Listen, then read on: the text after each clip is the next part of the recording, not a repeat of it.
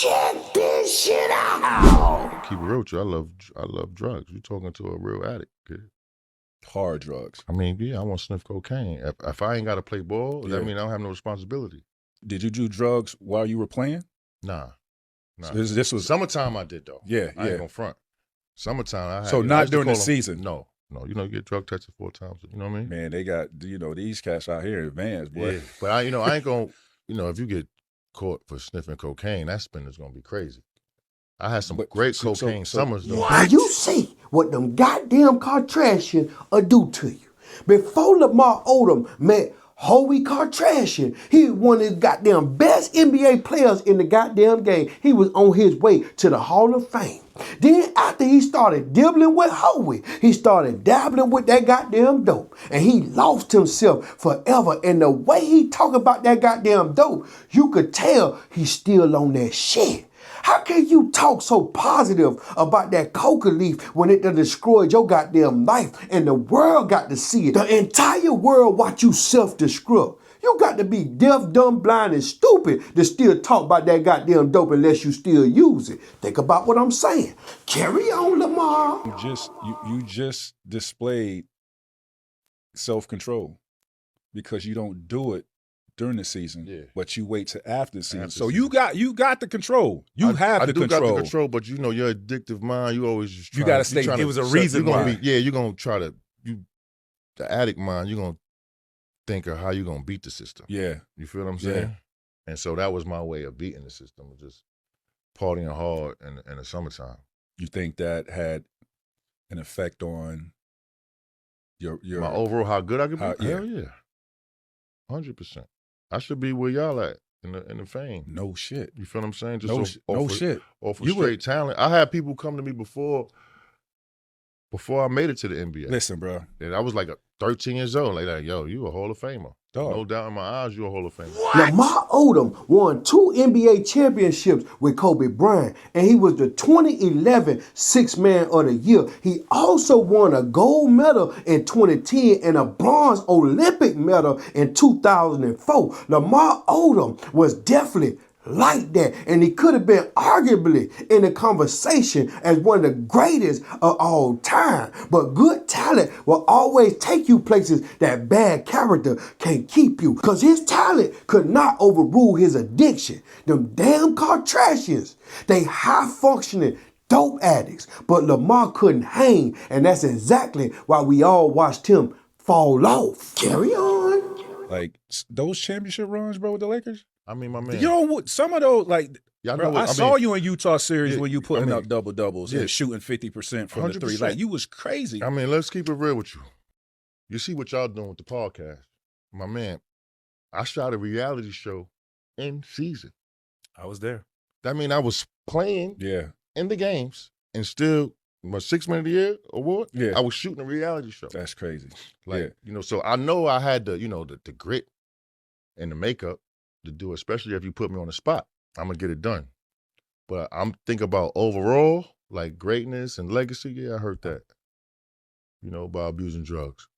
100%. But I'm gonna stand on that because I don't really think, I think about my life, the ups and downs. I've probably been put here to do something more. For sure. Than just play basketball. You've been put here to be a learning lesson to the YNs that's coming out of college right now, that's finna get them some goddamn money they never had before. And all they think about right now, they got a whole list made up on how they finna spend this money with a Cardi B or a Kylie Jenner. You are the epitome of what that outcome is like. You are the poster child of life after dating a KARTRASHIAN. I don't fully blame Howie KARTRASHIAN for her role in this situation, because I ultimately blame Lamar Odom for not displaying the discipline that every man's supposed to have to overcome and sustain any addiction that put in front of him. You supposed to shake that shit and get back on your shit, but carry on. Sure. There was like 3 or 4 times when my family got called into the hospital room and say, yo, y'all might want to say y'all final goodbyes because he on his 4th stroke.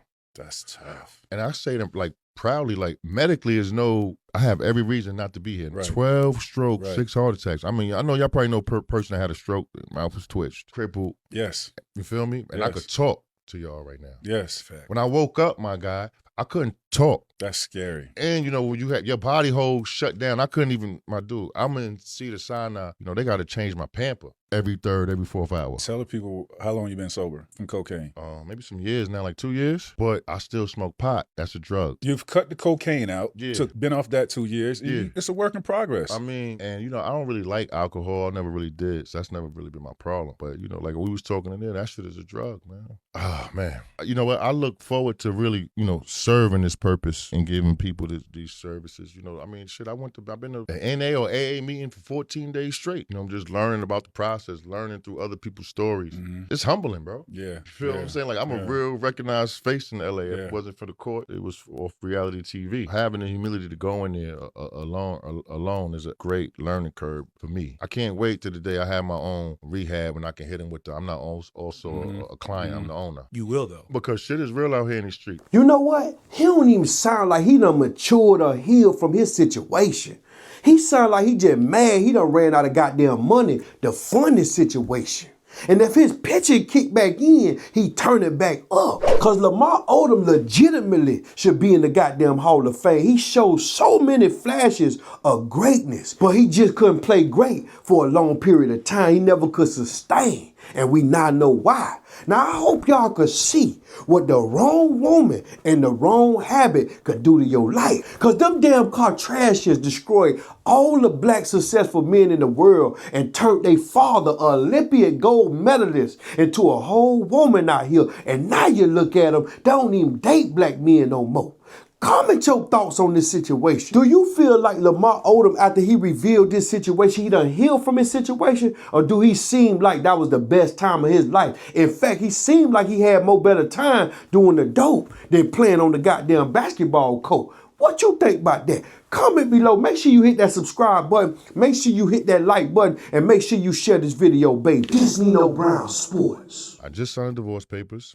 I said, yo, I'm going to the bunny ranch. But I ain't have no fucking cocaine to take. Now, I'm going to go party, really get it in, and don't have no cocaine. Got there.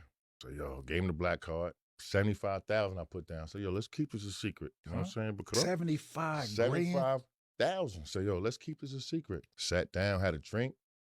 I woke up 3 days later. I remember I sat on the bed, sat the drink down, you know, a little table stand.